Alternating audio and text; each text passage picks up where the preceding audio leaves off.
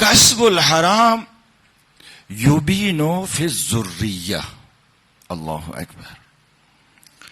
بہت خوفناک قسم کا جملہ ہے، دل ہلا دینے والا. کسب حرام یہ اپنا اثر کہاں دکھاتا ہے؟ ذریت کے اندر دکھاتا ہے، نسل کے اندر دکھاتا ہے. نسل خراب ہو جاتی ہے، اولاد بگڑ جاتی ہے. اکثر شکایت ہوتی ہے کہ جی اولاد ہماری بگڑی ہوئی ہے، بات ہماری نہیں سنتی، ماں باپ کا احترام نہیں کرتی، بات نہیں مانتی ہے، اپنی مرضی چلاتی ہے. شکایت اکثر ہوتی ہے اولاد خراب ہونے کی. چھٹے امام فرماتے ہیں کسب الحرام یبین فی الذریت. کسب حرام، لقمہ حرام اپنا اثر نسل کے اندر دکھاتا ہے، ذریت کے اندر دکھاتا ہے.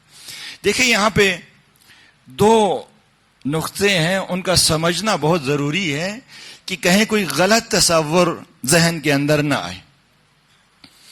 پہلا نقطہ یہ کہ غلطی بہرحال باپ نے کی ہے، حرام کما کے گھر لایا ہے، کھایا ہے اور کھلایا ہے، تو اولاد کا کیا قصور ہے؟ چھٹے امام نے کیا فرمایا؟ لقمہ حرام ذریت کے اندر اپنا اثر دکھاتا، نسل خراب ہو جاتی، نسل بگڑ جاتی. غلطی باپ نے کی ہے، حرام کما کے باپ لایا ہے، کھلایا ہے، تو اولاد کیوں خراب ہو رہی ہے؟ اولاد کا کیا قصور ہے؟ جواب اس کا کیا ہے؟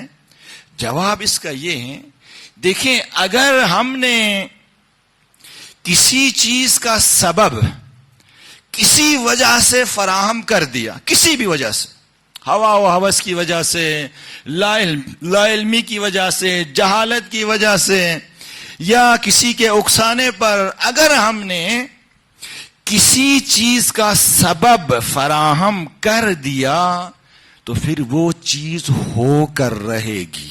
ذرا توجہ کریں اس جملے کے اوپر، میں دوبارہ تکرار کروں اس جملے کو. اگر ہم نے کسی وجہ سے کسی چیز کا سبب فراہم کر دیا تو پھر وہ چیز ہو کر رہے گی. یہ جو کائنات ہے نا، یہ کائنات اسباب کی کائنات ہے. اگر یہاں پہ آپ جو کاشت کریں گے تو جو ہی کاٹیں گے، گندم کاشت کریں گے تو گندم ہی کاٹیں گے. یہ ممکن ہی نہیں ہے کہ ایک بندہ جو کاشت کرے اور کاٹے کیا؟ گندم. یہ ممکن ہی نہیں ہے. یہ اسباب کی کائنات ہے.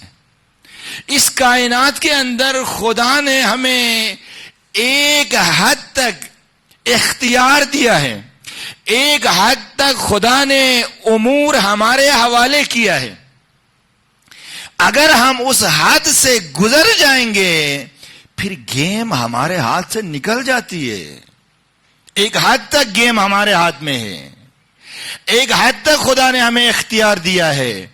اس سرحد سے جیسے ہی ہم گزر جائیں گے پھر خدا کا نظام جبر حاکم ہو جاتا ہے، پھر خدا کا نظام جبر اپنا کام کرتا ہے، پھر گیم ہمارے ہاتھ سے نکل جاتی ہے، پھر وہ چیز اپنا اثر دکھاتی ہے. میں اس کو مثال کے سمجھاتا ہوں. دیکھیں زہر کھانے اور نہ کھانے میں ہمارا اختیار ہے یا نہیں ہے؟ اختیار ہے نا. ہم چاہیں تو کھائیں، ہم چاہیں تو نہ کھائیں. خدا نے ہمیں اختیار دیا. لیکن ہم نے مثلا نادانی کی یا زندگی سے تنگ آ کر زہر کھا لیا، اپنی مرضی سے زہر کھا لیا. اختیار کی سرحد ختم ہو گئی. کھا لیا ہم نے اپنی مرضی سے، اپنے اختیار سے. اب یہاں سے گیم ہمارے ہاتھ سے نکل کے کہیں اور چلی جاتی ہے. اس سرحد کے بعد خدا کا نظام جبر حاکم ہو جاتا ہے.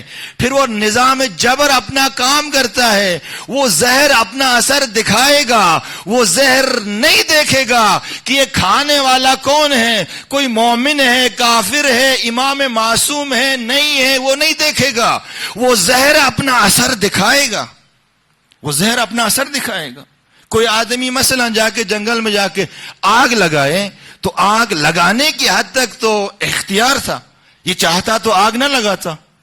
اب اس نے کسی وجہ سے اپنی مرضی سے آگ لگا دی. اب آگ لگنے کے بعد پھر خدا کا نظام جبر حاکم ہو جاتا ہے. پھر وہ نظام جبر اپنا کام کرتا ہے. پھر وہ آگ نہیں دیکھتی کہ لکڑی سوکھی ہو گیلی ہو. اس جنگل کے اندر جتنے حشرات الارض ہیں جانور ہیں سب کو جلا کے وہ آگ راکھ کر دے گی. وہ آگ نہیں دیکھے گی. ایک حد تک خدا نے امور کو ہمارے حوالے کیا ہے. امور کی باغ ڈور ایک حد تک ہمارے ہاتھ میں ہے. لیکن اگر ہم اس حد سے گزر جائیں گے پھر گیم ہمارے ہاتھ سے نکل جاتی ہے.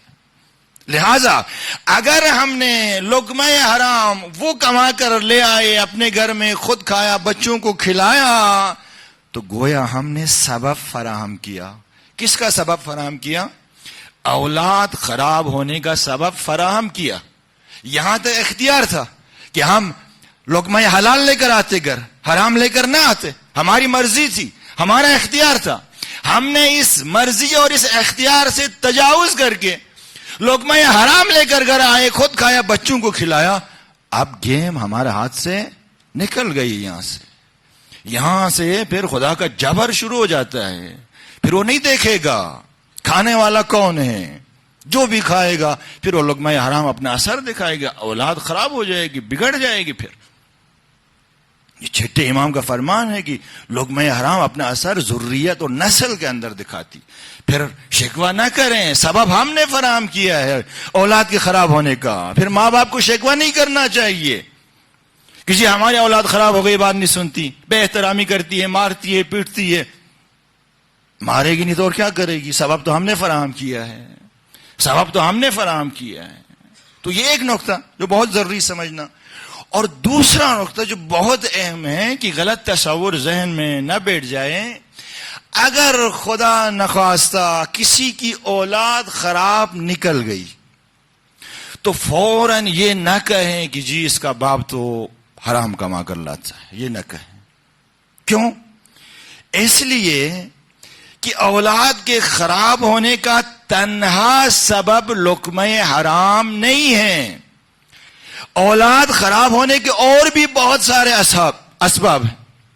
دیکھیں حضرت نوح نبی ہے. اب ایک نبی تو حرام کما کے گھر نہیں لاتا نا، نہیں لاتا، اصلا قابل تصور نہیں ہے. لیکن نوح کا بیٹا خراب نکلا نہیں نکلا؟ خراب نکلا، غرق ہو گیا. قرآن کے اندر آیت ہے اس حوالے سے. امام ہادی علیہ السلام کا ایک بیٹا، نام اس کا کیا ہے؟ جعفر کذاب ہے. امام حسن العسکری علیہ السلام کا بھائی، یہ خراب نکل گیا. اس نے امامت کا دعویٰ کیا. امامت کا دعویٰ، جعفر کذاب نام ہے، امامت کا دعویٰ کیا. اب امام ہادی علیہ السلام نے تو لقمہ حرام نعوذ باللہ ہم تصور ہی نہیں کر سکتے. ائمہ معصومین علیہ السلام طیب و طاہر خلق ہوئے ہیں. آئے تطہیر ان کی طہارت کے اوپر دلیل ہے.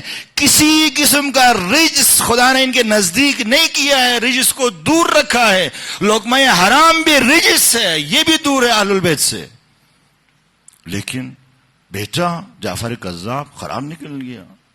امام موسیٰ بن جعفر کا ایک بیٹا زید النار نام ہے اس کا، زید النار، زید جہنمی. امام موسیٰ بن جعفر امام رضا کا بھائی ہے، وہ خراب نکل گیا. کئی دفعہ امام رضا نے روکا ٹوکا، کہا کہ یہ کیا کرتے ہو، کیوں اہل عمل نہیں ہو، کیوں گناہ کرتے ہو؟ سمجھتے ہو کہ موسیٰ بن جعفر کا بیٹا ہو تو بس ایسے ہی مفت میں تجھے جنت مل جائے گی. اہل عمل بنو، گناہ نہیں کرتے. خراب نکل گئی. تو جہاں کہیں بھی اولاد اگر خراب نکل گئی تو فوراً یہ نہ کہیں کہ جی باپ حرام کما کے لاتا ہے. نہیں، ممکن ہے باپ حلال کما کے لایا ہو، لقمہ حلال پیٹ میں ڈالا ہو اس بچے کے. لیکن بہرحال اور بہت سارے اسباب ہیں. سوسائٹی ہے، معاشرہ ہے، آج کل کا ہمارا تعلیمی سسٹم ہے، نظام ہے. آج تو موبائل ہر ہاتھ میں ہے، انٹرنیٹ ہے، پتہ نہیں کیا کچھ نہیں ہے. بگڑنے کے اسباب بہت زیادہ ہیں. اولاد کسی اور طریقے سے بھی بگڑ سکتی. تو اس طرف سے فوراً نہ کہ. ہاں لیکن اس طرف سے اگر کسی نے لقمہ حرام کما کر لایا، اولاد کو کھلایا، تو پھر یہ لقمہ حرام اپنا اثر دکھائے گا، وہ اولاد بگڑ جائے گی. سبب اگر ہم نے فراہم کیا تو پھر وہ سبب اپنا اثر دکھائے گا، وہ سبب اپنا اثر دکھائے گا.